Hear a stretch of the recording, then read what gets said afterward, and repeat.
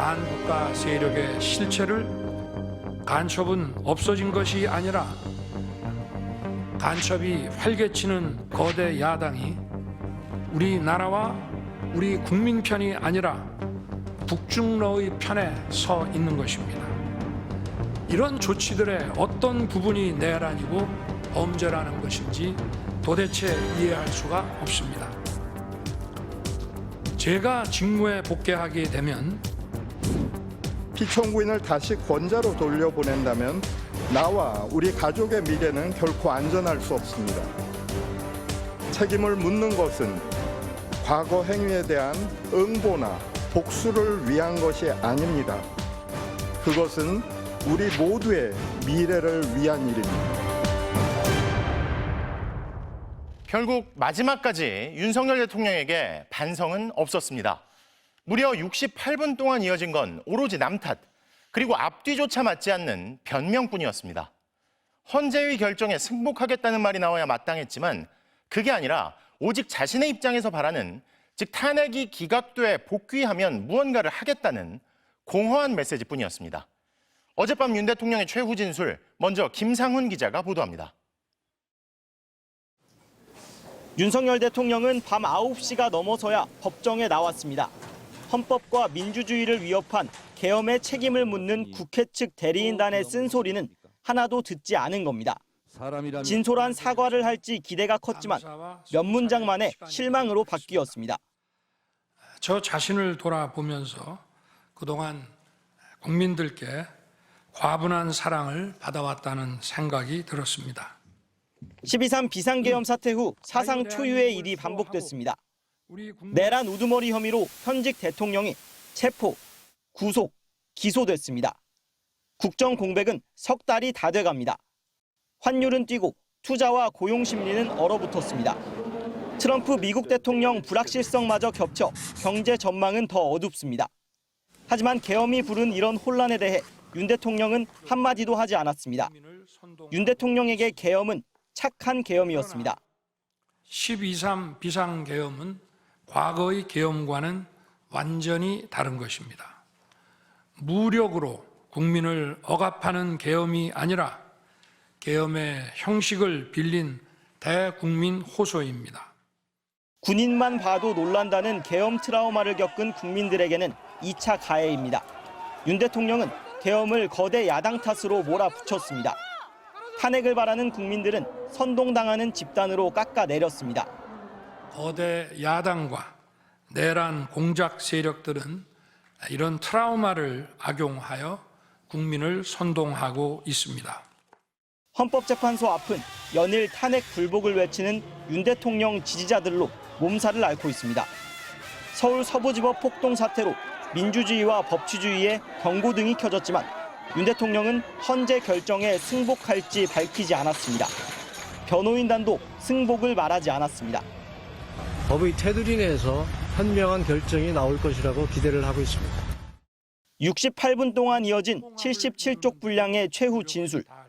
반성이나 사과 대신 책임은 부하들에게 떠넘기고 극렬 지지층에게는 옥중 메시지를 내 분열을 부추기는 방식은 마지막까지 반복됐습니다. 최후 진술을 끝내고 호송차를 타고 서울 구치소로 돌아가는 길목에는 김기현, 나경원, 정점식, 추경호, 박대출 의원 등 국민의힘 의원들이 줄줄이 서서 윤 대통령을 지켰습니다. MBC 뉴스 김상훈입니다. 어제 윤 대통령은 또 직무에 복귀하면 개헌과 정치 개혁에 집중하겠다는 말도 했습니다. 그런데 직무에 복귀하면이라는 전제부터 시작해서 야당의 협조가 필수적인 개헌을 하겠다며 정작 야당의 비난을 퍼붓는 것도 이상하고, 특히 국회를 마비시키려던 장본인이 정치 개혁에 집중하겠다는 건 섬뜩하기까지 합니다. 홍익표 기자가 보도합니다. 윤석열 대통령은 탄핵 심판 최후 진술 말미에 돌연 개헌을 언급했습니다. 제가 직무에 복귀하게 된다면 개헌과 정치 개혁의 추진에 후반부를 집중하려고 합니다. 임기에 연연하지 않겠다며 임기 단축 개헌도 받아들일 뜻을 시사했습니다. 자녀 임기에 연연하지 않고 개헌과 정치 개혁을 마지막 사명으로 생각하여 탄핵 심판대에 서기 전 윤 대통령은 임기 내내 개헌 논의에 부정적이었습니다. 대선 후보 시절 5.18 정신을 헌법 전문에 반드시 올려야 한다고 했지만 정작 대통령이 되어 5.18 기념식을 찾아선 개헌을 언급조차 하지 않았습니다. 여당 내에서 임기 단축을 포함한 개헌 논의를 열어두자고 요구가 나오자 대통령실은 황당하다고 선을 그었고 국회의장의 공개 제안에도 묵묵부답이었습니다. 대통령께도 다시 한번 개헌 대화를 제안합니다. 대통령의 결단으로 막힌 물꼬를 틀 수 있기를 바랍니다.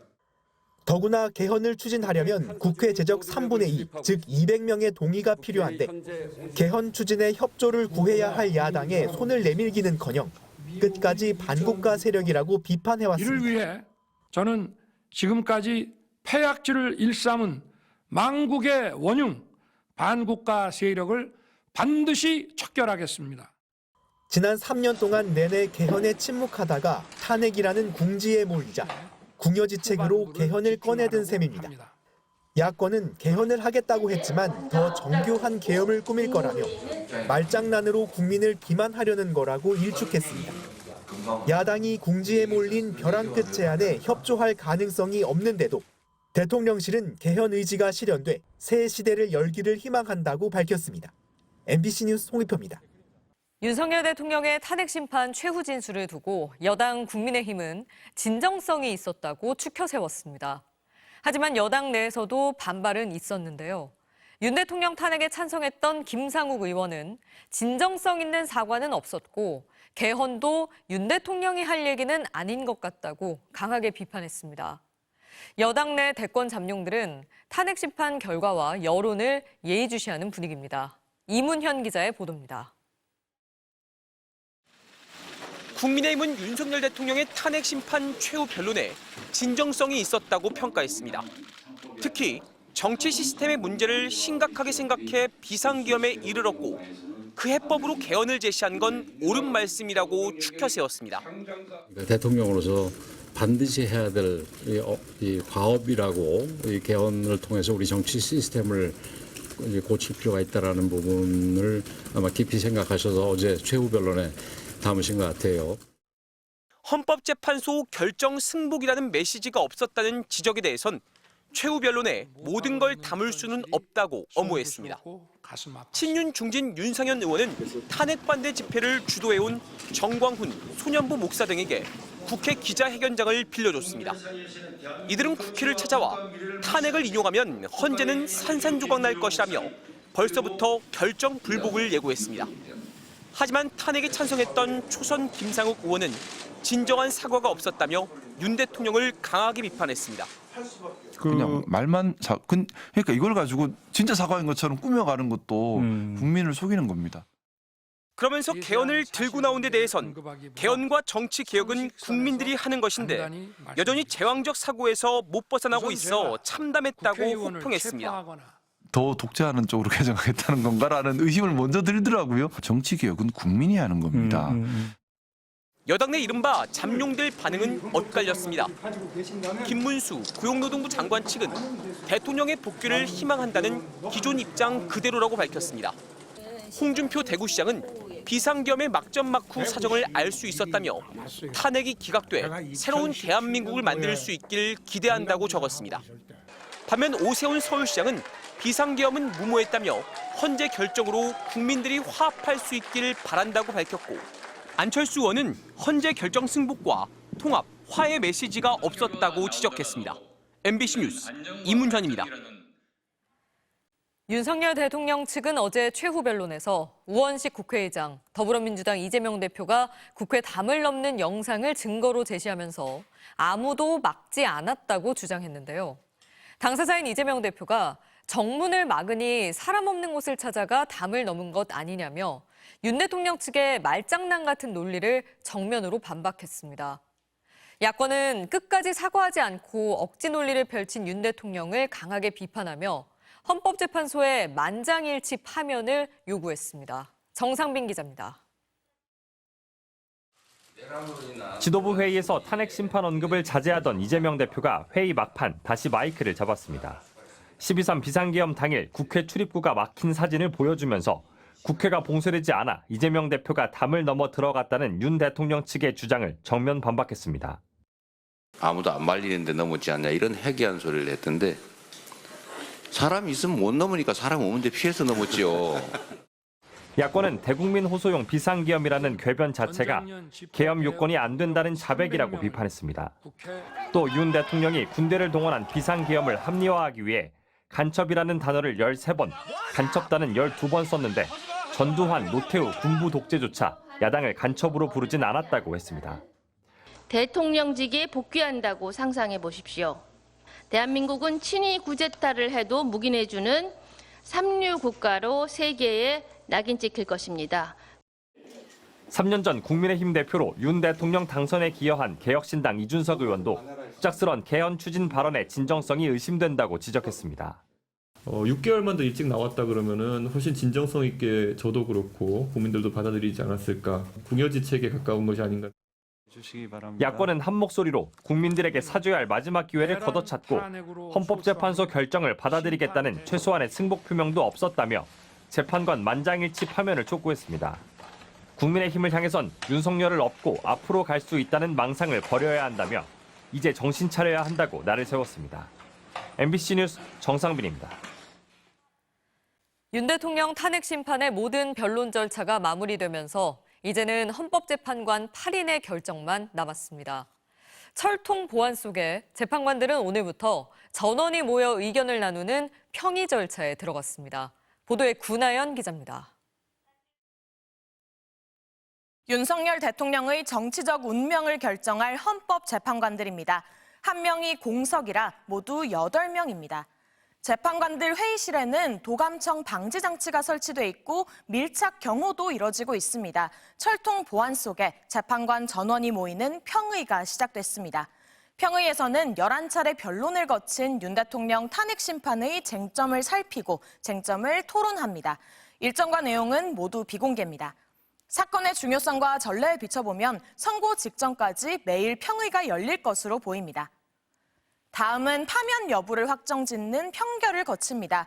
이 사건의 주심인 정영식 재판관이 먼저 의견을 내고 최근에 임명된 재판관들 순으로 의견을 표시한 뒤 맨 마지막에는 문영배 소장 권한대행이 의견을 내는 게 관례입니다. 평결 내용을 토대로 주심인 정영식 재판관이 다수 의견을 기초로 결정문 초안을 작성합니다. 만약 주심이 소수 의견을 낼 경우에는 다수 의견을 낸 재판관 중 한 명이 초안을 작성합니다. 평의와 평결, 결정문 작성의 3단계를 거쳐 최종 결론까지 2주가량이 걸릴 것으로 보입니다. 노무현 전 대통령은 변론 종결에서 선고까지 14일, 박근혜 전 대통령은 11일 걸렸는데요. 선고 날짜는 노 전 대통령은 사흘 전에, 박 전 대통령은 이틀 전에 공개했습니다. 두 전직 대통령 탄핵 심판 선고가 모두 금요일이었던 만큼 3월 7일이나 14일 결과가 나올 수 있습니다. 변수는 있습니다. 마은혁 헌법재판관 후보자를 최상목 대행이 임명하지 않은 게 위헌인지 헌재가 내일 결정하는데요. 헌재 결정에 따라 마 후보자가 새 재판관으로 합류한다면 헌재는 구인 완전체가 됩니다. 다만 마 후보자가 윤 대통령 탄핵 심판에 참여하면 변론을 재개해야 해 선고가 늦어질 수 있습니다. 하지만 관례에 따라 참여 안 할 가능성이 높다는 관측이 많습니다. 탄핵 심판 선고 효력은 즉시 발생합니다. 기각되면 윤 대통령은 바로 직무에 복귀하지만 인용되면 즉시 파면됩니다. 파면하려면 재판관 6명 이상 동의해야 합니다. 파면되면 차기 대통령 선거는 60일 이내에 치러야 합니다. 선거일은 최상목 대통령 권한대행이 정합니다. 5월 중순 장미 대선이 유력해 보입니다. MBC 뉴스 구나연입니다.